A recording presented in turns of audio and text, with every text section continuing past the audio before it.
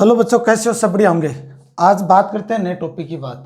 तो मैंने कल शुरू किया था ये चैप्टर अल्टरनेटिव करंट, उनमें मैंने कुछ 2 पॉइंट छोड़ के रख दी थी कि इनके बारे में आगे के वीडियो में चर्चा करेंगे। वो जो मान मैंने छोड़ दिए थे उन्हीं की चर्चा करते हैं। सबसे पहले उनको आगे बढ़ते हुए नया टॉपिक शुरू करते हैं। तो वो टॉपिक क्या थे वो मैंने कल इस तरह से लिए थे। साइन ओमेगा टी का बार इक्वल कोज ओमेगा टी का बार, वो तो मैंने जीरो से व्यक्त किया। और यहाँ जो आ रहा है साइन स्क्वायर ओमेगा टी का औसत बार कोज स्क्वायर ओमेगा टी का औसत बार, ये हमेशा 1/2 के रूप में निरूपित करते हैं। इनका मान 0 आता है, इनका मान 1/2। ये आते कैसे? क्योंकि ये अब यूज होने वाले हैं। शुद्ध प्रतिरोध युक्त परिपथ में ज्ञात करेंगे, प्रेरण प्रतिरोध में ज्ञात करेंगे, एक धारितीय में परिपथ में ज्ञात करेंगे। वहाँ इनका बहुत बड़ा रोल है। क्यों ना पहले इसी के बारे में चर्चा कर ली जाए तो थोड़ा इनके बारे में समझ लें। तो सबसे पहले क्या करते हैं, इस पार्ट को क्लियर करते हैं, उसके बाद में इस पार्ट को क्लियर करते हैं। आखिरकार इनका मान वास्तव में जो दिया गया इतना आ रहा है या नहीं आ रहा है, वो इसके बारे में चर्चा करते हैं। तो सबसे पहले बच्चों इसी का मान लेते हैं। साइन ओमेगा टी का समाकलन के माध्यम से ये ज्ञात करते हैं क्या वास्तव में इनका मान 0 आता है या नहीं आता है। वो चर्चा करने के बाद आगे नए टॉपिक के बारे में बात करते हैं। देखिए बच्चों, ध्यान से देखिए। सबसे पहले क्या करते हैं, समाकलन लेते हैं। देखो 0 से टी पूर्ण चक्कर के लिए, और यहां से क्या ले लेते हैं आई डी टी, और ये डबल इंटीग्रेशन समय के सापेक्ष, ये धारा के सापेक्ष और ये समय के सापेक्ष, ये भी 0 से टी। तो आपको पता ही है ये किसका मान हो जाता है, औसत का मान। क्योंकि औसत का मान ज्ञात कर रहे हैं, साइन ओमेगा टी भी क्या है, औसत मान ज्ञात करते हैं कि वास्तव में इनका मान कितना आता है। ये तो धारा के सापेक्ष हो गया, ये समय के सापेक्ष। और धारा का मान आपने कल रखा I बराबर I0 साइन ओमेगा टी, ये मान रखा। ये मान तो आप यहाँ रख दोगे, और dt का जब समाकलन करोगे नीचे वाले पोर्शन का, तो ध्यान से देखिए बच्चों, इसका क्या होगा 0 से t dt, तो इसका आ जाएगा t, और t के ऊपर जब रेंज रखेंगे तो यह आ जाएगा t-0 इक्वल t, इसका टोटल पार्ट आ जाएगा t, और ये I के जगह रख देंगे। तो अब यह इंटीग्रेशन I औसत बार 0 से t I0 sine omega T और डी टी, और यहाँ नीचे आ जाएगा टी। कोई दिक्कत बच्चों? अब आगे देखिए, I0 कांस्टेंट पार्ट है तो I बार, I0 कांस्टेंट है और t को यहाँ नीचे रख देंगे। अब आपके पास जो समाकलन है 0 से t की रेंज है वो है sign omega t d T. Sign omega t d T का जब समाकलन करते हैं तब आता है minus cos omega T upon omega, यह इसका समाकलन हो जाता है। आई बार I0 इंटू टी, यहाँ आ जाता है, क्या आ जाता है बच्चों, minus cos omega T upon omega, और यहाँ से आ जाता है टी, यहाँ से आ जाता है 0। ये रेंज हो गई। तो आई औसत बार, यहाँ से क्या आ जाता है बच्चों I0 टी, ये ओमेगा और ये माइनस चिन्ह बाहर रख लिया। अब इसके अंदर क्या रखोगे, कोज ओमेगा टी, और यहाँ से रेंज आ जाएगी टी से 0।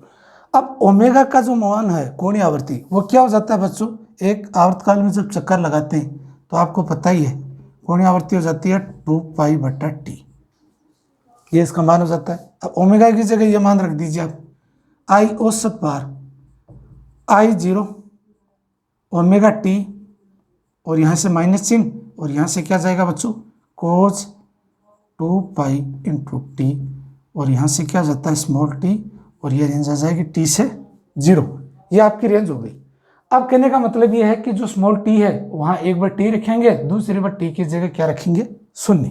तो ये समीकरण क्या आ जाएगी, ध्यान से देखिए बच्चों, I बार बराबर I0 ओमेगा टी, और यहाँ से माइनस चिन्ह है, यहाँ से क्या जाएगा कोज 2π/t गुणा t माइनस कोज 2π/t गुणा 0। ये मान, इस मान को मैं ऊपर ले जा रहा हूं, ध्यान से देखिए बच्चों।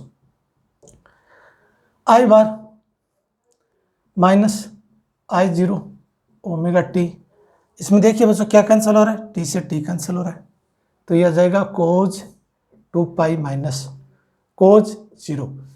अब कोज 2π का मान कितना होता है बच्चों, 1 होता है। कोज 0, 2π, 4π, 6π, 8π, इनका मान हमेशा 1 होता है। और कोस पाई 3π 5 7 इनका मान होता है -1। तो यहाँ से कोस जीरो का मान भी क्या हो जाएगा बच्चों, कोस जीरो का मान भी क्या हो जाएगा 1। तो ये समीकरण आ जाएगी आई बार बराबर आई जीरो ओमेगा टी का माइनस, और यहाँ से जो रेंज आएगी वो आ जाएगी 1 - 1। अब एक में से एक को घटाओगे तो ये शून्य आ जाएगा, तो इनका जो टोटल मान है वो माइनस आई जीरो ओमेगा टी गुणा 0 = 0। आई औसत बार इसका मान हो गया 0।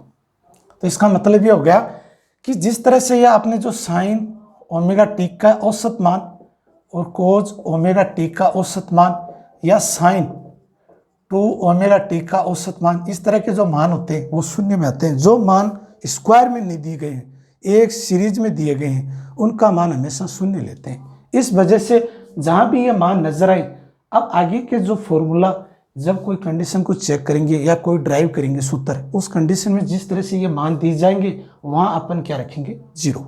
ये तो आपकी फर्स्ट प्रॉब्लम थी। अब सेकंड जो सूत्र था वो था साइन स्क्वायर ओमेगा टी। इसका मान ज्ञात करके चेक करते हैं कि क्या रियल में 1/2 आता है या नहीं आता है। वो मान आपके सामने ड्राइव करते हैं। तो मैं इस पार्ट को मिटा रहा हूं, उस सूत्र के बारे में देखते हैं। देखिए बच्चों,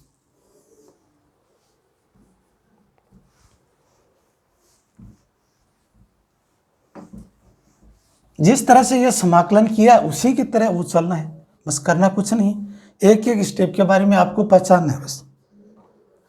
दूसरा आपने देखा साइन स्क्वायर ओमेगा टी, यही था ना बच्चों। अब इस पोर्शन को आप क्या करते हैं, समझते हैं। देखिए यह तो था 0 से टी, और यहाँ तो था आई स्क्वायर डी टी, और यहाँ से रेंज थी 0 से टी और डी टी, यही था बच्चों। और आई की जगह क्या रख सकते हो, आई की जगह रख सकते हो आई 0 साइन ओमेगा टी। कहने का मतलब इस समीकरण का पूरे का वर्ग करेंगे। तो देखिए बच्चों, और ये औसत बार है। सबसे पहले नीचे वाले पोर्शन को बार बार समाकलन करते हैं। ये तो धारा के सापेक्ष है, ये तो धारा के वर्ग का समाकलन है, ये समय के सापेक्ष है। समय का सापेक्ष जो समाकलन आएगा वो टी आएगा। तो क्यों नहीं इस पार्ट को ऐसे लिख दिया जाए, आई बार बराबर 1/t 0 से T I square sine square omega t d T. ये आपका पोर्शन आ जाएगा, क्योंकि इसका जो समाकलन है वो तो बच्चों टी आ जाएगा, और ये जो आई स्क्वायर है तो इसका वर्ग करेंगे तो ये वर्ग का मान आ जाएगा। ठीक है बच्चों। अब आई औसत बार, यहाँ से आई 0 कांस्टेंट पार्ट और बाहर ले लिया, टी यहाँ से बाहर ले लिया, और अब आपका पार्ट होगा 0 से T sine square omega t d T. अब साइन स्क्वायर ओमेगा टी का जब फॉर्मूले में जब कन्वर्ट करते हैं तो सबसे पहले क्या करते हैं, देखिए बच्चों ध्यान से, साइन स्क्वायर ओमेगा टी को लिखते हैं 1/cos 2 ओमेगा टी इंटू 2। इस तरह से अपन लिख सकते हैं। जहाँ साइन स्क्वायर ओमेगा टी है इसको लिख सकते हैं 1 - cos 2 ओमेगा टी अपॉन 2। इस समीकरण को इसके माध्यम से फिल कर देंगे। तो कीजिए आप, आई बार बराबर आई 0 का स्क्वायर इंटू टी। ध्यान से देखिए, ये कोष्टक से बाहर ले लेते हैं, तो यहाँ से 0 से टी 1 माइनस, और यहाँ से क्या जाएगा बच्चों, कोज 2 ओमेगा टी डी टी, और कोष्टक को बाहर ले लेंगे, और ये जो 2 है ये जो दोनों के नीचे आ रहा है, इस 2 को अपन यहाँ बाहर ले लिया। देखिए बच्चों ध्यान से, इस 2 को बाहर ले लिया। अब इनके 2 पार्ट हैं, एक तो डी टी का सिंगल पार्ट है, एक कोस 2 ओमेगा टी डी टी का पार्ट है। तो आप इस पार्ट को ऐसे लिख सकते हैं, आई स्क्वायर अपॉन 2t। यहाँ से समाकलन आ जाएगा 0 से t डी टी माइनस 0 से t और कोज 2 ओमेगा टी डी टी। ये कोष्टक को बंद कर दिया। ये डी टी का आपको पता ही है क्या आ जाएगा बच्चों, t आ जाएगा। ध्यान से देखिए, I square into 2 into T, आई औसत बार, यहाँ से क्या जाएगा t, और यहाँ से क्या हो जाएगा समाकलन डायरेक्ट, कोज का होता है साइन 2 ओमेगा अपॉन, यहाँ क्या जाएगा बच्चों 2 ओमेगा, और यहाँ से रेंज क्या जाएगी टी से 0। ये कोष्टक को बंद कर दीजिए आप, या इसको क्या करें, डबल कोष्टक है तो इसको कर्ली ब्रैकेट में कवर कर दीजिए। अब क्या करेंगे, इस 2 ओमेगा को बाहर रख लेंगे, आई औसत बार आई जीरो का square 2t, t minus 1/2 omega को बाहर लिख लिया, curly brace, sine 2 into 2 pi into t, क्योंकि ओमेगा की जगह क्या मान रख दिया। अब ध्यान से देखिए बच्चों, मैंने ओमेगा की जगह इसी के साथ में 2 पाई/टी रख दिया, तो देख लीजिए 2 पाई टी और कर्ली ब्रेस और ये टी से और 0, ये कोष्टक बंद हो गया। कोई दिक्कत बच्चों? आगे देखिए, आई औसत बार। अब मैं जो ये मान लिख रहा हूं ना बेटा, ये आई औसत बार के स्क्वायर के बराबर है, तो आप क्या करें, इसको स्क्वायर मान लीजिए। ये मैं मान का औसत मान निकाल रहा हूं ना, क्योंकि स्क्वायर में मान दिया गया है, तो ये स्क्वायर का मान आ गया। कोई दिक्कत?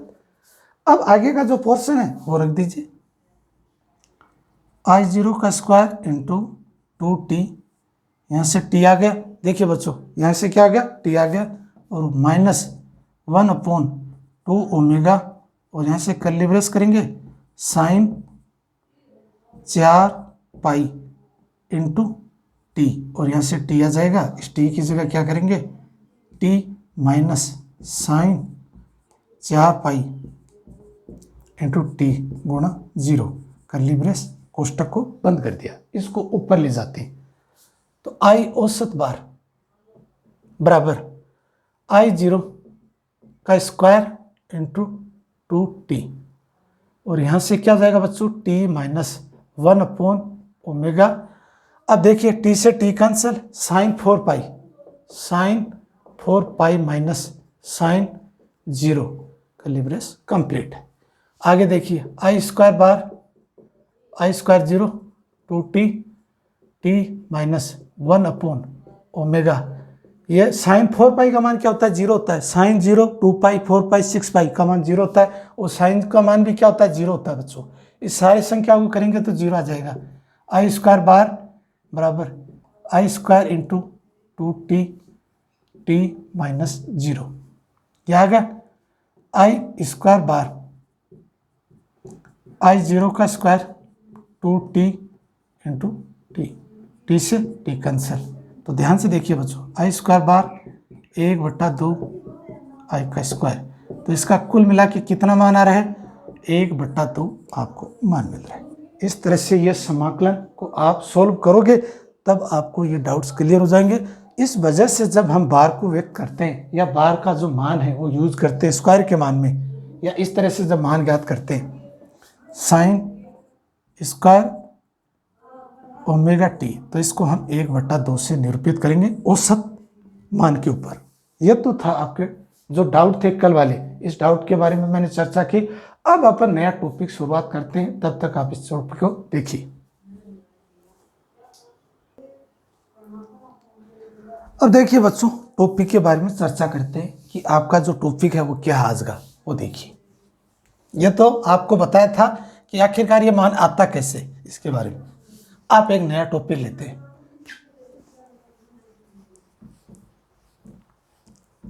ये थोड़े से टॉपिक बड़े हैं बेटा, तो मैं छोटे छोटे पार्टों में डिवाइड करूंगा। आप थोड़ा समझते हुए चलना, समझोगे ना, ये टॉपिक अच्छे हैं आपको। तो सबसे पहले लेते हैं शुद्ध प्रतिरोध युक्त परिपथ। टॉपिक के बारे में डालते हैं, पूछते हैं, बहुत बार पूछते हैं परीक्षा में। शुद्ध प्रतिरोध परिपथ, शुद्ध प्रतिरोध युक्त परिपथ कर दीजिए आप। युक्त माने जुड़ा हुआ है, परिपथ। ठीक है बच्चों, कहने का एक परिपथ है, इनमें प्रतिरोध जुड़ा हुआ है ऐसे, और यहां से वोल्टता का मान जोड़ दिया, यहां से आर आ गया, यहां से V बराबर V0 साइन ओमेगा टी आ गया, यह आरोपित वोल्टता हो गया। तो आगे देखिए बच्चों, तो मैं एक एक टॉपिक बारीकी से समझाऊंगा, थोड़ा समझने की कोशिश करना, बहुत इजी है, ये कई बार आता है एग्जाम में। कंप्लीट शुद्ध प्रतिरोध युक्त, प्रतिरोध को आर से व्यक्त करते हैं, V0 साइन ओमेगा टी है, ये आरोपित वोल्टता है, आरोपित वोल्टता का मान।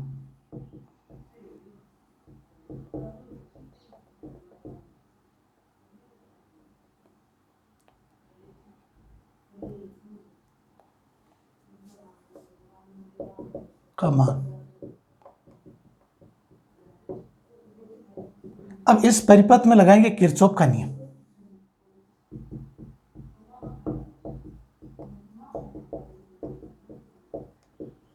समेशन वी इक्वल टू 0, क्योंकि ये बंद लूप है, ये सर्किट क्या बंद। किरचॉफ का दूसरा नियम ये कहता है कि जब बंद परिपथ में विभव पतन है, विद्युत वाहक बल है, इनके विद्युत वाहक बलों का योग शून्य होता है, तो सिग्मा V बराबर 0 से व्यक्त करते हैं। अब ओम के नियम के माध्यम से ज्ञात करते हैं। V equal to I R equal to 0, तो V बराबर आई आर, यह आपका मान आ गया। अब आपको क्या ज्ञात करना है, I बराबर V अपॉन R ज्ञात करना है। और V का मान आपको पता है, आरोपित वोल्टता का मान क्या है बच्चों, V0 साइन ओमेगा टी, तो I बराबर V0 साइन ओमेगा टी, और यहाँ से क्या जाएगा R, और यह आपका जो पार्ट है I बराबर I0 साइन ओमेगा टी, ये आपकी एक समीकरण आ गई, समीकरण नंबर 1। I0 का जो मान है वो V0 अपॉन R है, यह प्रत्यावर्ती धारा का शिखर मान है। ये क्या मान है, शिखर मान या अधिकतम मान।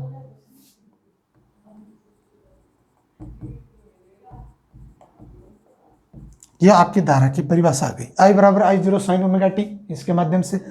अब इस परिपथ में क्या पार्ट में डिवाइड करेंगे। सबसे पहले ज्ञात करते हैं शक्ति, पावर, तो इसका जो पावर है वो ज्ञात करते हैं शक्ति।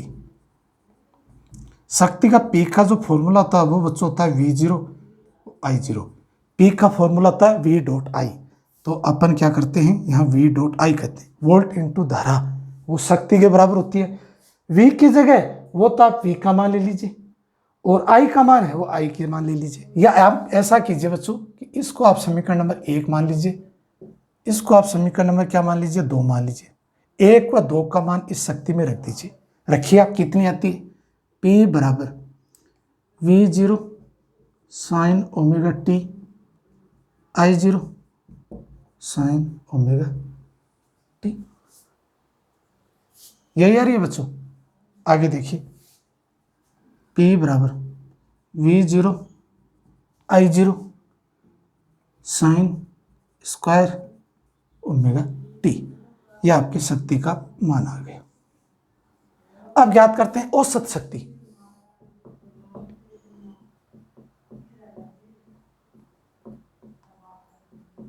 औसत शक्ति के बारे में देखते हैं बेटा, P एवरेज या P बार से व्यक्त करते हैं, तो P बार बराबर ये जो मान आ रहा है V डॉट आई का, इस तरह से वो ज्ञात करते हैं V डॉट आई का बार। तो यहाँ से लिखेंगे जो ये मान आ रहा है वो मान को पिक कर लेंगे, V0 I0 साइन स्क्वायर, यहाँ से क्या रहा है ओमेगा टी, और यहाँ से P का बार, और इस पर औसत शक्ति लगा देंगे, तो P का औसत शक्ति हो जाएगा V0 I0 1/2, क्योंकि 1/2 आपने जस्ट अभी ज्ञात किया, औसत शक्ति साइन स्क्वायर ओमेगा टी आ जाए, वहाँ 1/2 साइन ओमेगा टी आ जाए, तो वहाँ 0 लिख सकते हैं। तो अब देखिए बच्चों ध्यान से, P bar V0 I0/2, V0 root I0 root P bar VRMS dot IRMS। ये आपने फर्स्ट जो कल आपने ज्ञात किया होगा, वीडियो देखा होगा, उस वीडियो में ये दिया हुआ था वर्ग स्क्वायर रूट मान, वर्ग मध्य मूल मान क्या होता है बच्चों, V बराबर VRMS में आपने ये यूज किया, आप धारा में क्या यूज किया था, I0 रूट 2, इसका मान होता है 70.7 I0, इसमें होता है 70.7 V0, ये मान आपने यूज किया था। तो अब शुद्ध प्रतिरोध युक्त परिपथ में, शुद्ध प्रतिरोध युक्त परिपथ में शक्ति का मान अधिकतम होता है।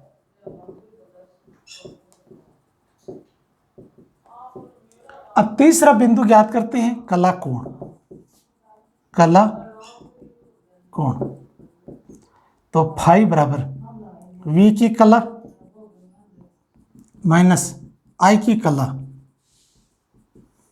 V की कला क्या है बेटा ओमेगा टी, I की कला क्या है ओमेगा टी, ये फाई कोण आ जाएगा, तो फाई बराबर 0। तो अब आपको ये पता चल गया शुद्ध प्रतिरोध युक्त परिपथ में कला कोण कितनी होती है, 0 होती है, 0 होती है। यह आपकी कला कोण ज्ञात कर दी। अब कला कोण ज्ञात करने के बाद में क्या देखते हैं बच्चों, इसमें से देखते हैं कि इस कला कोण का डायग्राम कैसे होता है। कहने का मतलब इसमें V की कला I की कला दोनों एक ही दिशा में होती है, तो इसका जो डायग्राम बनाएंगे तो इस तरह से डायग्राम बनेगा कि ये तो V की कला और इसी तरह ये किसकी कला हो जाएगी, I की कला। तो ये डार्क वाली लाइन है, ये तो हो जाएगी V बराबर V0 साइन ओमेगा टी, और ये जो डॉट लाइन है ये हो जाएगी I बराबर I0 साइन ओमेगा टी। ये आपकी कला कोण है, ये 0 हो जाएगा और ये पार्ट V डॉट I हो जाएगा और ये समय t का पार्ट हो जाएगा। ठीक है बच्चों, ये आपकी कला कोण होगी। आगे देखिए इस पार्ट को और समझते हैं। बिंदु नंबर 4 देखिए। अब आपको करना क्या है, इसमें देखना है फेजर आरेख कि फेजर आरेख बनता कैसे, वो देखिए बच्चों। फेजर आरेख, फेजर आरेख इस तरह से एक लाइन होती है, इस लाइन के अंदर ये ओमेगा टी कोण होता है। यहां से देख लिए V और I, यहां से I0 है, यहाँ V 0 है, और यहाँ से आप क्या कर सकते हो, ये t के सापेक्ष याद कर सकते हो, यहाँ V और I के बाद मान ज्ञात कर सकते हो। ये आपका I और V0 का फेजर आरेख है, या इसको बोल सकते हो शुद्ध प्रतिरोध युक्त परिपथ का फेजर आरेख। ये आपका फेजर आरेख। देखो बच्चों, इस तरह से आपको डिजाइन करना है। यह आपका टोटल पार्ट हो गया आर का। अगर कई बार एग्जाम में पूछ लिया जाए आपसे कि शुद्ध प्रतिरोध युक्त परिपथ के बारे में समझाइए, तब आपको उसके परिपथ से संबंधित धारा का मान ज्ञात करना है। उसके बाद उसकी शक्ति, औसत शक्ति, कला कोण के साथ साथ उसके जो डायग्राम से संबंधित आपको बताना होगा। उसके बाद में उसका फेजर आरेख, ये बहुत बड़ा साइंटिस्ट था, उन्होंने अपने फेजर आरेख के द्वारा समझा गया कि I और V दोनों का मान समान कला में होते हैं, दोनों का मान 0 होता है, तो I और V दोनों एक ही कला में होंगे, तो ये एक ही रेखा में स्थित है, और ओमेगा टी है, ये आपका कोण हो जाएगा। ओमेगा टी क्या बच्चों, कोण है। जो आपका कोण ये नजर आ रहा है ये आपका कला कोण है। ये कला कोण यहाँ आ गया, यहाँ से 0 से निरूपित करते हैं, या V और I के सापेक्ष आप ज्ञात करते हैं तो ये VI हो गया। यहाँ समय के सापेक्ष आप अलग अलग ग्राफ ले सकते हो। ये तो पार्ट हो गया बच्चों आपका R। अब बात करते हैं L व C भी कैसे ज्ञात करते हैं, उसके बारे में चर्चा करते हैं। तो आप थोड़ा सा इस बारे में समझिए आया कैसे। ये क्या किया मैंने, किरचॉफ का नियम लगाया, इसको इक्वल को इक्वल किया, I का मान चाहिए था मैंने, तो ये R को नीचे भेज दिया, V की जगह मैंने ये मान रख दिया, V अपॉन R, इसको I0 से व्यक्त कर दिया, ये मैंने डिनोट कर दिया। ये I0 क्या, प्रत्यावर्ती धारा का अधिकतम मान है। शक्ति का फॉर्मूला था P डॉट I, P और V, ये V और I का मान मैंने लिख दिया, ये साइन स्क्वायर ओमेगा टी में आ गया। जब इसका बार करेंगे तो 1/2 में निरूपित हो जाएगा, ये RMS और VRMS और IRMS में कन्वर्ट हो जाएगा। तो ये शक्ति का क्या है, सबसे ज्यादा शक्ति प्राप्त होगी प्रतिरोध में। और कला कोण है, इनके कला कोण दोनों के समान कला कोण है, 0 हो जाएंगे, तो इन दोनों के जो कला कोण है वो समान दिशा में होंगे, तो इनका मान 0 होगा, तो इसका जो फेजर आरेख है वो एक दिशा में होगी। ये तो पार्ट हो गया आर का। अब बात करते हैं एल का। अब देखिए बच्चों, अब नया टॉपिक की चर्चा करते हैं, शुद्ध प्रेरणिक युक्त परिपथ। शुद्ध प्रेरणिक युक्त परिपथ।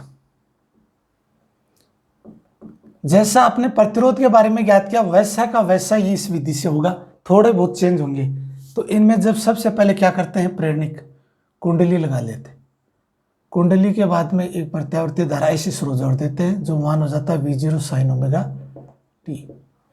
तो शुद्ध प्रेरणिक युक्त परिपथ वो क्या है, परिपथ में जोड़ दिया गया है, जो प्रत्यावर्ती धारा V बराबर V0 साइन ओमेगा टी ऐसे से जोड़ दिया गया है। अब किरचॉफ का जो नियम लगाते हैं, किरचॉफ का नियम,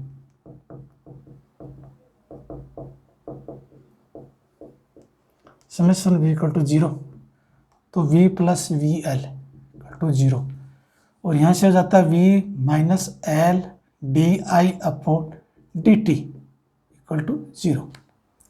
तो यहाँ से क्या हो जाता है बच्चों, V d I upon d t into V, और यहाँ से आ जाता है d I upon d t V upon L. अब ये लाइन आई कैसे, सबसे पहले ये समझते हैं। वी एल का जो मान है बच्चों वो आएगा minus L D I upon d T. इसको बोलते हैं प्रेरित विद्युत वाहक बल। इसको क्या नाम बोला जाता है, प्रेरित विद्युत वाहक बल। ये जब चैप्टर नंबर 6 पढ़ोगे ना, विद्युत चुंबकीय प्रेरण, तब जाके समझ में आएंगे। अब आपको ये समझना है कि वी एल की जगह है minus L upon D I upon d T, ये मान रखना है। नहीं है तो थोड़ा सा मैं जानकारी दे दीजिए। आपने विद्युत वो आपने पढ़ा होगा, एल का जो मान है फाई बराबर एल आई होता है। ये आपने कहाँ पढ़ा, अन्योन्य प्रेरण सिद्धांत में और स्वप्रेरक में। स्वप्रेरक में क्या बोलते हैं कि इस प्राथमिक कुंडली में बैटरी से जोड़ देते हैं और यहाँ से धारा जोड़ देते हैं। तो इसमें से क्या करते हैं, धारा प्रवाहित करते हैं। तो प्रवाहित धारा में इसी में एक विद्युत वाहक बल उत्पन्न होता है। इसी घटना को बोलते हैं स्वप्रेरकत्व, जो फाई समानुपाती आई धारा की समानुपाती होता है, और फाई की जगह एल लेते हैं, एल आई। एल क्या है, एक प्रेरक स्वप्रेरकत्व गुणांक है। तो अब आप क्या कर सकते हैं, फाई की जगह एल आई रख सकते हैं। अब फैराडे का दूसरा नियम यह कहता है ए बराबर minus d phi upon d t. तो ए बराबर minus d upon d t, phi की जगह क्या रख सकते हो बच्चों, L I. L I L constant part है वो अलग रख देंगे, तो ये जाएगा डी अपॉन डी टी, ये आपका पार्ट हो जाएगा ए। इस तरह से ये विद्युत वाहक बल की जगह क्या ले रखा है, या वी ले रखा है वी एल। तो वी एल का जो मान है वो ये आ जाएगा। ये आपका प्रेरित विद्युत वाहक बल की सहायता से ज्ञात कर सकते हैं। तो इसका मैंने थोड़ा सा हिंट्स बता दिया आपको। जब चैप्टर पढ़ेंगे ना स्वप्रेरकत्व, तब जाकर इसके बारे में और जानकारी प्राप्त करेंगे। तो अब आपके लिए इसी को ये समझना है, वी एल की जगह minus L upon D I upon d t, या एल को मैं थोड़ा बड़ा ले लेता हूँ, ये आपको याद रखना है। कोई दिक्कत? अब आगे देखिए बच्चों, v का मान है वो आपके पास ये आ रहा है, इस समीकरण के माध्यम से वो रख लीजिए। तो क्या आएगा, v zero sine omega T, और यहाँ से l आ जाएगा।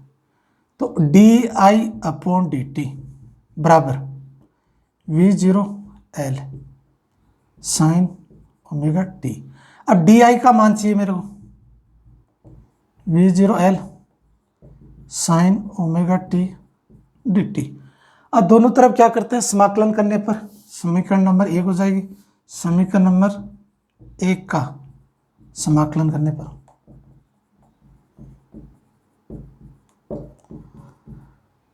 डी आई बराबर we zero L sine omega t d t. तो ये तो जाएगा आई, ये हो जाएगा वी जीरो एल ओमेगा, ये माइनस, तो ये हो जाएगा कोज ओमेगा टी, ये आपका पार्ट आ जाएगा।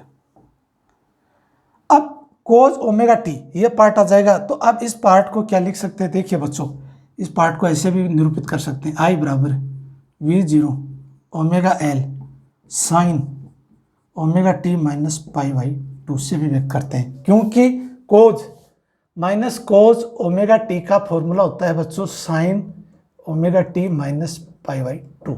ये माइनस में है, अगर ये प्लस में होता तो यहाँ प्लस में हो जाता। ये याद रखना, कोज को जब साइन में कन्वर्ट करते हो तो 90 डिग्री से या पाई बाई 2 कोण से चेंज कर देते हो, ये आपका माना जाएगा। अब इस मान को मैंने ऊपर ले सकता हूँ, तो देखिए बच्चों क्या होएगा, v बराबर I zero sine omega t minus pi by 2, और यहाँ जो आई जीरो है वो किसके बराबर है, वो है v zero upon omega L, ये है। और आई जीरो क्या है, प्रत्यावर्ती धारा का अधिकतम मान है, प्रत्यावर्ती धारा का अधिकतम मान है। ठीक है बच्चों, अब आई का मान आपने ले लिया। अब आप क्या ज्ञात करते हो, इसके अंदर हर प्रकार के पार्ट ज्ञात कर सकते हो, शक्ति ज्ञात कर सकते हो, औसत शक्ति ज्ञात कर सकते हो, आप कला कोण ज्ञात कर सकते हो। तो सबसे पहले क्या ज्ञात करते हैं, औसत शक्ति देख लेते हैं, शक्ति देख लेते हैं। शक्ति P बराबर डॉट होता है V डॉट आई, यही होता है ना बच्चों। अब P बराबर V zero sine omega T, और आई जगह की क्या है, या तो ये रख सकते हो आप, ये इस पार्ट को ऐसे भी लिख सकते हो, ये भी लिख सकते हो, माइनस I0 कोस ओमेगा टी, P बराबर V0 I0 sine omega t cos omega T. अब एक फॉर्मूला बनता है बच्चों, देखा होगा आपने, P बराबर minus V0 I0 two sine omega t cos omega t बट्टा 2 से ऊपर नीचे गुणा करने पर तो ये एक फॉर्मूला बन जाएगा, P बराबर माइनस V0 I0 बट्टा 2 साइन 2 ओमेगा टी। ये आपके पास शक्ति का फॉर्मूला आ गया, औसत शक्ति, औसत शक्ति P बार, तो इसी को मान लीजिए माइनस V0 I0 बट्टा 2 साइन 2 ओमेगा टी का बार। तो औसत शक्ति का जो मान है वो क्या जाएगा बच्चों, 0, क्योंकि बार का जो मान है उसका मान कितना आता है, 0 आता है। तो औसत शक्ति, अगर शुद्ध प्रेरणिक युक्त परिपथ में औसत शक्ति का मान कितना होता है, 0 होता है, ये लिख सकते हो आप, शुद्ध प्रेरणिक परिपथ में औसत शक्ति 0 होती है। कलाकोण,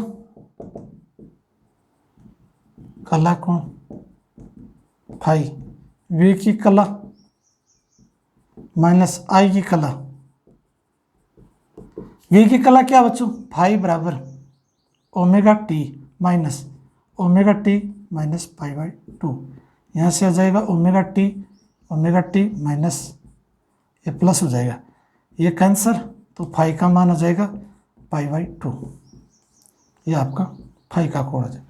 अब इससे ये निष्कर्ष निकलता है कि इसमें जो ध्यान से देखना बच्चों क्या हो जाएगा, इसमें ये ध्यान से देखना, ये तो वोल्टेज है और धारा का मान है ना वो पीछे से आता है, ये जो पोर्शन है ये तो हो जाएगा V बराबर V0 साइन ओमेगा टी, और ये जो धारा का मान है वो I बराबर I0 sine omega t minus pi by 2, और ये होगा 0, ये V और I का ग्राफ और ये T का ग्राफ और ये टाइम। अब कह रहा है कि जो धारा है वो वोल्टा से पाई बाई 2 कोण पीछे होती है, क्या होती है, पीछे। तो मैं लिख देता हूं बच्चों यहाँ, तो आपको डाउट्स क्लियर ना हो। धारा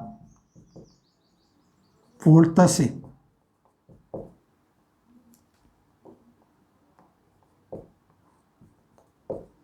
पाई बाई 2 कोण पीछे होती है। अब इसका जो बच्चों क्या ज्ञात करोगे आप, इसका ग्राफ ज्ञात करोगे, तो यहां में से ये मिटा दूं कि ये जगह चाहिए कि मेरे को थोड़ी सी, तो ये जो प्रत्यावर्ती धारा का अधिकतम मान है,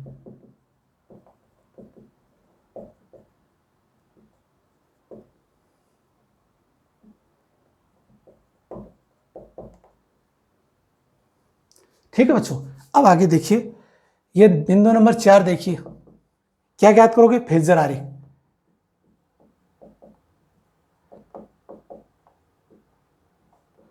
फेजर आरेख जब ज्ञात करोगे तो एक इस तरह का ग्राफ होगा, इसमें क्या होगा कॉमन, V0, और यहां से क्या जाएगा बच्चों, ओमेगा टी, और ये पीछे से, तो ये पीछे से हो जाएगा, और ये आपका 90 डिग्री या पाई बाई 2 कोण हो जाएगा, ये I0 हो जाएगा और ये 0 हो जाएगा, और ये पार्ट और ये पार्ट, इसको अक्ष मान लीजिए, ये आपके y मान लीजिए, अक्ष y का पार्ट आ गया, ये ओमेगा टी कोण है, तो ये पाई बाई 2 कोण पीछे होगी, क्या कोण पीछे होगी, धारा का मान पीछे होगा, तो ये हमसे पीछे।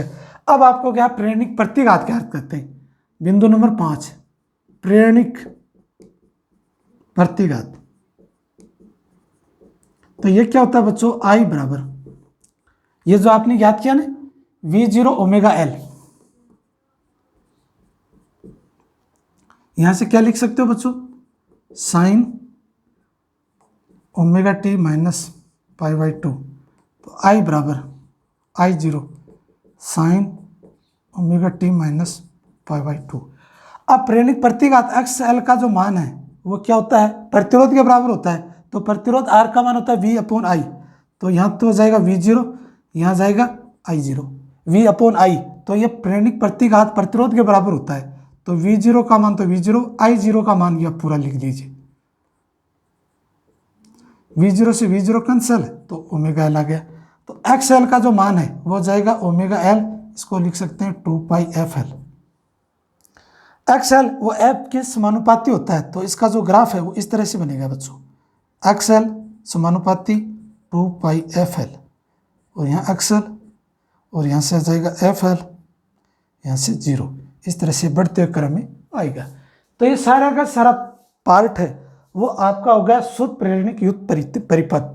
जब L पार्ट जुड़ा हो, कुंडली R का प्रतिरोध L का कुंडली जब जुड़ा हो, तब किरचॉफ के नियम से V plus V L, V है वोल्टा का मान, VL है प्रेरकत्व कुंडली का मान, वो कुंडली का मान प्रेरित विद्युत वाहक बल के माध्यम से -L di/dt ज्ञात करते हैं। और ये जब चैप्टर नंबर 6 पढ़ोगे विद्युत चुंबकीय प्रेरण, उससे आपको समझ में आएगा स्वप्रेरकत्व किसे कहते हैं, तब ये आपको ड्राइव करके बताएंगे। ये आप इस समय समझे कि मान रखना है, इस पोर्शन को पार्ट को यहाँ रखेंगे, ये पार्ट को यहाँ रख देंगे, इक्वल कर देंगे। इस पार्ट को इक्वल कर देंगे तो L इसके नीचे रख देंगे और di/dt का मान रख देंगे, तो ये dt यहाँ भेज देंगे और di का मान यहाँ जाएगा। अब इनका समाकलन करेंगे तो आपके सामने समाकलन आ जाएगा -I0 cos ωt, minus cos ωt को जब साइन में कन्वर्ट करते हैं तो ये 90 डिग्री के कोण में चेंज करते हैं, नेगेटिव तो यहाँ नेगेटिव है, यहाँ पॉजिटिव तो पॉजिटिव हो जाएगा। अब बात करते हैं यहाँ, ये तो धारा का मान हो गया, जो I0 है वो प्रत्यावर्ती धारा का अधिकतम मान कहते हैं। अब अधिकतम मान है कौन सा वो भी बता दो बच्चों। अधिकतम मान इस मान को व्यक्त करते हैं, देखिए ये आपके पास ग्राफ है, ये ग्राफ, ये जो मान होता है ना, ये मान अधिकतम मान होता है I0, और ये I और ये आपका T और ये टाइम पीरियड आवर्तकाल, इस मान को I0 बोलते हैं। या IM, ये धारा का अधिकतम मान या पीक मान होता है। शक्ति ज्ञात करते हैं तो पावर बराबर वोल्ट इंटू धारा VI के मध्य ज्ञात करते हैं, तो V और I का मान, ये तो आपका I का मान हो जाएगा, I का मान और ये V का मान, इन मान को रखेंगे, 2 से ऊपर नीचे गुणा करेंगे तो ये sin 2 ओमेगा t का फॉर्मूला बन जाएगा। इसकी औसत शक्ति ज्ञात करेंगे तो इसकी औसत शक्ति 0 आएंगी, जो मैंने शुरुआत में ड्राइव करके बताया सूत्र, वो आप अप्लाई कर सकते हैं। मैंने साइन के ऊपर सूत्र किया, आप cos sin 2 omega T cos 2 omega T पे अप्लाई कीजिए, वहाँ 0 आंसर आएगा। तो ये औसत शक्ति क्या हो गई 0। कला कोण, तो V की जो कला कोण है वो तो है ओमेगा टी, और I की कला कोण है वो ओमेगा टी माइनस π/2, तो यहाँ से माइनस और माइनस माइनस प्लस, तो ये प्लस π/2, तो ये कला कोण पीछे से π/2 कोण से निरूपित करेंगे, तो धारा है वो वोल्टता से पीछे होती है π/2 कोण, या ऐसे माने वोल्टता धारा से π/2 कोण आगे होता है। तब आप इसका फेजर आरेख बनाएंगे, इस तरह से बनेगा। प्रतिरोध में तो यहाँ I0 था, बट यहाँ पीछे है तो ये नीचे का पोर्शन आ जाएगा, पीछे धारा, इस तरह से। और प्रेरणिक प्रतिघात XL को व्यक्त करते हैं, प्रेरणिक धारितीय प्रतिघात अक्ष C से व्यक्त करते हैं, ये XL का पार्ट हो गया। ये एज ए प्रतिरोध की तरह काम करता है, प्रतिबाधा बोलते हैं इसको अक्सर, प्रेरणिक प्रतिबाधा। तो ये होता है V0 अपॉन I0, V0 की जगह V0 और I0 की जगह ये आपने मान रख दिया। V0 से V0 कैंसिल, ओमेगा L के ऊपर चला जाएगा, ओमेगा का मान है वो 2πf होता है, L को ऐड कर दिया तो ये XL बढ़ेगा, तो ये 2πfL का मान बढ़ेगा, तो एक सीधी रेखा में ग्राफ को निरूपित कर सकते हैं। ये आपका पार्ट होगा शुद्ध प्रेरणिक युक्त परिपथ। अब अपन टॉपिक का नया देखते हैं, शुद्ध धारितीय युक्त परिपथ, वो थोड़ा सा समझिए इस टॉपिक को। अब देखिए बेटा नेक्स्ट टॉपिक में सेम वही प्रोसेस चलेगा, कुछ भी चेंज नहीं होगा, बस थोड़ा वो चेंज होगा। वो क्या करते हैं, प्रेरणिक की जगह धारितीय प्रतिघात लगाते हैं। देखिए एक तो ये होगा और सेम इसी की तरह प्रोसेसिंग करेंगे फॉलो, पर थोड़ा सा आप समझेंगे तो आपके लिए इजी हो जाएगा।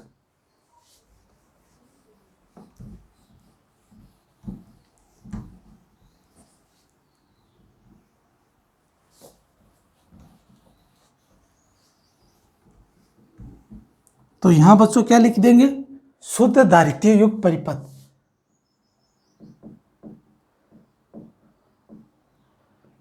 धारितीय युक्त परिपथ, धारितीय माने संधारित्र, इस तरह से एक संधारित्र जोड़ देंगे और ये आपका परिपथ पूरा हो गया।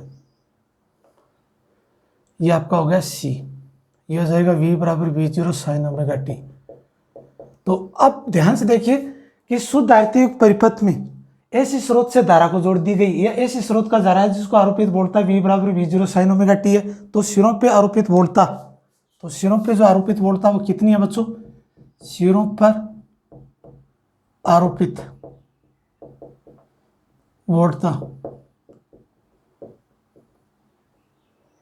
V बराबर V0 साइन ओमेगा टी, ये समीकरण नंबर 1। अब लगाएंगे किरचॉफ का नियम।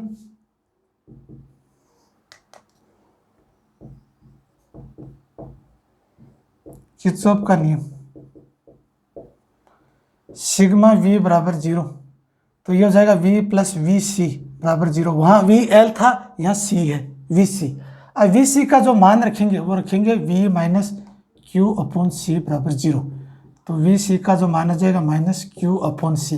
ये भी बताएंगे आपको ये VC का संधारित्र का मान क्यू अपॉन सी कैसे है, अभी जस्ट आपको पास चर्चा करेंगे। तो ये हो जाएगा V बराबर क्यू अपॉन सी। देखो बच्चों, संधारित्र होता है Q समानुपाती V, Q बराबर सी वी, C समानुपाती नियतांक है। तो आप देखिए C का जो फॉर्मूला रखते हैं वो Q अपॉन V रख सकते हैं, और V का फॉर्मूला है वो क्या रख सकते हैं, V बराबर Q अपॉन C। तो C की जगह क्या रख दिया, Q अपॉन C रख दिया। जो आपके पास फॉर्मूला रहा ना V बराबर Q अपॉन C, इस माध्यम से आ गया। तो ये आपको पार्ट समझ में आ गया होगा। अब आगे बढ़ते हैं। अब है Q और C, तो अब आपको मान चाहिए Q, तो C को यहाँ भेज दीजिए। तो यहाँ लिख सकते हो बच्चों Q बराबर VC, ये मान है। और V का मान आप यहाँ से लिख सकते हो आरोपित वोल्टता का मान। तो Q बराबर C को आप पहले ले लीजिए, दिक्कत ना हो, तो ये लिख दीजिए CV, CV0 sign omega T, ये होगा। अब समीकरण नंबर जो ये आपके 2 आ रही है, इसका आप अवकलन करोगे समय के सापेक्ष। समीकरण नंबर 2 का समय के सापेक्ष अवकलन करने पर क्या आएगा बच्चों, d q upon d t C V0 omega cos omega t. तो डी क्यू बराबर CV0 omega cos omega t d t, या d q upon d t नहीं लिखें तो आप इसको ऐसे भी लिख सकते हो। तो इस पार्ट को क्या लिख देंगे अपन बच्चों, इस पार्ट को लिख देंगे I0 डी क्यू का मान और डी टी। यहाँ से क्या करेंगे, इस कोष्टक को कंप्लीट करेंगे, CV0 ओमेगा और यहाँ लिखेंगे कोज ओमेगा टी, यह तो हो जाएगा I, और यहाँ क्या हो जाएगा I0 कोज ओमेगा टी, ये फॉर्मूला बन गया। और साइन में लिखोगे तो लिखोगे I बराबर I0 sine omega t plus 5/2, ये आपका मान हो गया समीकरण नंबर 3। देखिए बच्चों, I0 है वो क्या है, CV0 ओमेगा, और ये अधिकतम मान है, धारा का अधिकतम मान।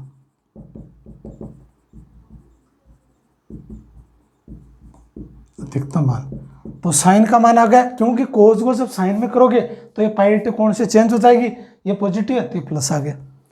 आई का मान और वी का मान आ गया। अब आप क्या ज्ञात करते हो बच्चों, तो सबसे पहले वही शक्ति, तो संधारित्र में शक्ति का फॉर्मूला क्या, वो भी है P dot V dot I। तो P बराबर V0 साइन ओमेगा टी, और यहाँ से हो जाएगा I cos omega t. P बराबर V0 I0 sine omega t cos omega t, 2 से ऊपर नीचे गुणा करने पर तो ये क्या जाएगा बच्चों मान, V0 I0 बट्टा 2 sign omega t cos omega t. तो P का मान हो जाएगा V0 I0 बट्टा 2, ये I0 है बच्चों, ये हो जाएगा साइन 2 ओमेगा टी। ये आपका शक्ति आ गया। अब औसत शक्ति ज्ञात करते हैं बच्चों। औसत शक्ति, औसत शक्ति क्या आती है वो देखो, बिंदु नंबर 2 औसत शक्ति P बार बराबर, ये जो आपका ना V डॉट I का बार, तो P बार बराबर V0 I0 बट्टा 2, V0 I0 बट्टा 2, और यहाँ जाएगा साइन 2 ओमेगा टी का बार। अब आपको मालूम है कि साइन 2 ओमेगा टी का मान 0 होता बार में, तो यहाँ से जो औसत शक्ति है वो क्या जाएगी बच्चों 0। तो शुद्ध धारित्य परिपथ में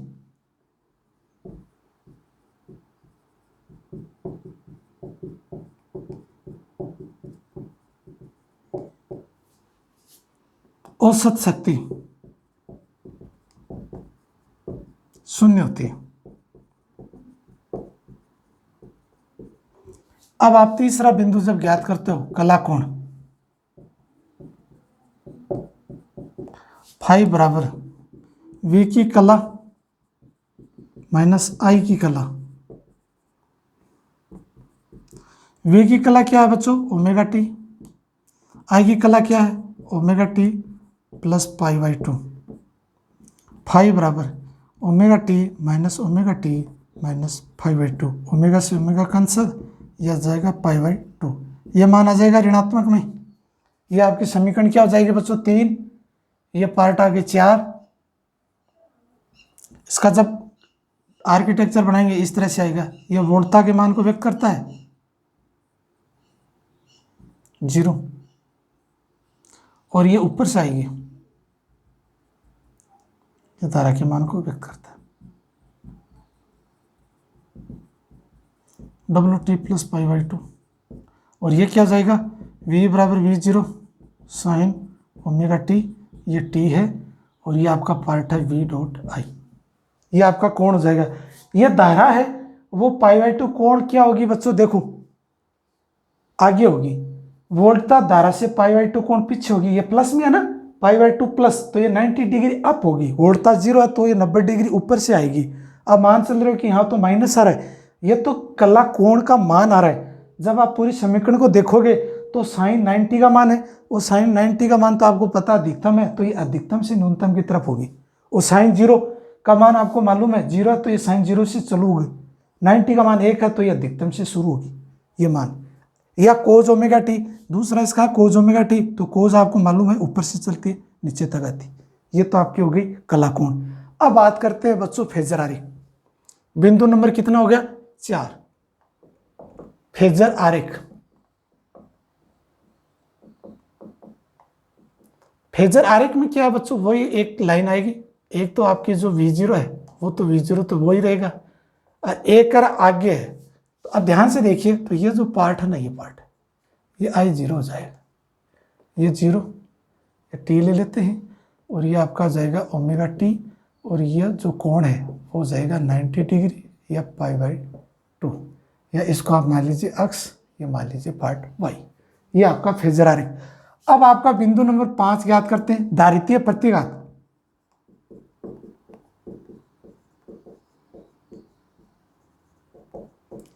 तो क्या सूत्र आया था बेटा, I बराबर C V0 omega sine omega t plus pi by 2।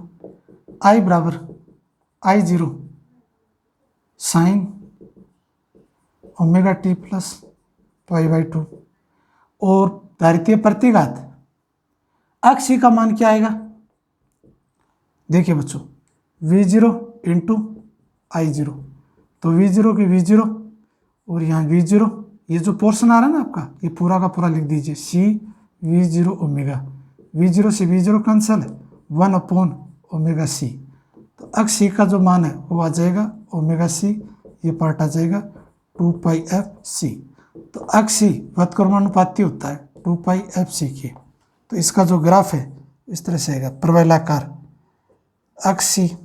अक्ष का मान 1 अपॉन 2 पाई एफ सी, यहाँ से आ जाएगा अक्ष, यहाँ से आ जाएगा एफ सी, यहाँ से हो जाएगा 0। यह आपका दारितीय प्रतिघात होगा। इसमें धारा का मान है वो आवृत्ति के साथ घटेगा।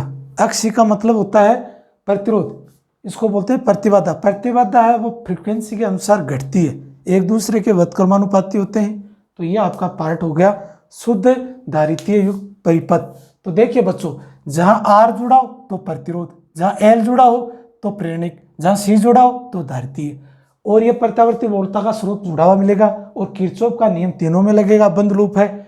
एक में तो लगेगा V इक्वल टू IR ओम के नियम, एक लगेगा V प्लस VL, यहाँ लगेगा V प्लस VC। VC आपको पता ही है, सदारितर का सूत्र होता है V बराबर Q अपॉन C। ये आ गया। इस फॉर्मूले को Q बराबर CV के रूप में रखोगे। V का मान आपने यहाँ से पिक कर लिया, Q के सापेक्ष समय के सापेक्ष अवकलन करोगे, यह अवकलन हो गया। और DQ का जो मान है वो CV0 ओमेगा वो आई जीरो के बराबर रख देंगे और D q upon d T है वो धारा के मान के बराबर होता है, आवेश बटा समय, ये आई के मान रख दिया। और ये कोज है, जब साइन में कन्वर्ट करोगे तो पाई बाई टू कोण में चेंज हो जाएगा, ये पॉजिटिव है तो ये पॉजिटिव आएगा, ये नेगेटिव है तो यहाँ माइनस पाई बाई टू आ जाता है। आगे देखिए शक्ति का मान होता है P बराबर V डॉट आई, V और I का मान रख दिया और वो आपकी अधिकतम शक्ति आ गई। और औसत शक्ति याद करते हैं तो वो जीरो आती है, क्योंकि साइन टू ओमेगा टी का मान है ना वो जीरो होता है, यहाँ स्क्वायर होता तो 1/2 होता, ये मान जीरो आ गया। कला कोण, कला कोण का मतलब ये हो गया कि ये कोण और ये कोण, यहाँ से इन दोनों का अंतर ही कला कोण होता है, फेजर एंगल। फेजर एंगल होता है कला कोण, जिसको व्यक्त करते हैं बच्चों फाई से, फाई से। फाई बराबर वी की कला आई की कला, वी की कला है ओमेगा टी, आई की कला है W T plus pi by two, तो यह माइनस पाई बाई टू बचेगी। कुल कला कोण का मान है minus pi by two, but यहाँ प्लस पाई बाई टू है, या कोज ओमेगा टी है, कोज का मान अधिकतम होता है तो ये धारा का मान है वो अधिकतम से न्यूनतम की तरफ है। और साइन जीरो वो साइन ओमेगा टी है तो ये जीरो से स्टार्ट होगी, तो इसका मतलब हो गया धारा वोल्टा से पाई बाई टू कोण आगे होती है 90 डिग्री, या ऐसे मानिए वोल्टा धारा से पाई बाई टू कोण पीछे होती है। ये आपका फेजर आरेख है तो आगे होगी तो इस ग्राफ के ऊपर की तरफ निरूपित कर देंगे। और ये आपका धारितीय प्रतिघात आई बराबर सी वी जीरो ओमेगा, ये जो मान है वो आई जीरो के बराबर है। प्रतिरोध प्रतिबाधा होती है विभव इंटू धारा, कुल विभव कुल धारा, वोल्टमीटर इंटू धारा, तो V zero I zero, we zero को यहाँ रख दिया, आई जीरो का मान आपने ये रख दिया, तो वी जीरो से V zero cancel, omega C बच गया, ओमेगा सी का मान 2 पाई एफ सी है, कोणीय आवृत्ति का मान 2 पाई एफ सी है। ये मान रखते ही आपका एक्स सी का मान आ गया 2 पाई एफ सी। तो आप ये ज्ञात कर सकते हो धारितीय प्रतिघात और आवृत्ति एक दूसरे के क्या है, व्युत्क्रमानुपाती होते हैं। इस वीडियो को यहीं कंप्लीट करते हैं और वीडियो को लाइक शेयर सब्सक्राइब करते रहिए। बच्चों उम्मीद करता हूँ ये आपको समझ में आ रहे होंगे, नहीं समझ में आ रहे कमेंट्स के माध्यम पूछ लीजिए, और मेरे पास में कोशिश है तो मैं लगातार वीडियो आपको अपलोड करता रहूँगा। और तब तक के लिए थैंक यू, और मेरी तरफ से अप्रिशिएट, आप लगातार पढ़ते रहिए। Thank you.